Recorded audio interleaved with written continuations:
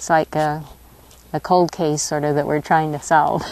Just west of Oakley, you can see where the 2012 Cave Canyon fire came very close to a cemetery that was pretty much unknown to the Bureau of Land Management. This cemetery was a bit of a lost cemetery prior to the Cave Canyon fire, and it is located on BLM land. Suzanne Henriksen is a BLM archaeologist working on identifying the early settlers buried in the tiny plot known as Warm Springs Cemetery.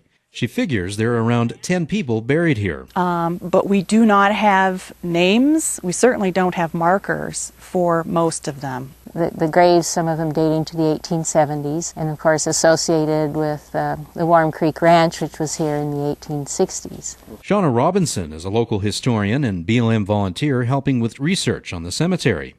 There are only 2 grave sites that have headstones. The rest are marked with only piles of stones. We think the first 2 graves that were placed here are of 2 girls that contracted diphtheria or some disease along the Oregon Trail. The 2 known graves belong to Fielding Langford and William Rivers, an English immigrant who was arrested by the local sheriff during a water dispute. There was a heated argument between the sheriff of the time and Rivers, and the sheriff shot him in the stomach. This is a photo of the headstone that marks Rivers' gravesite in 2010.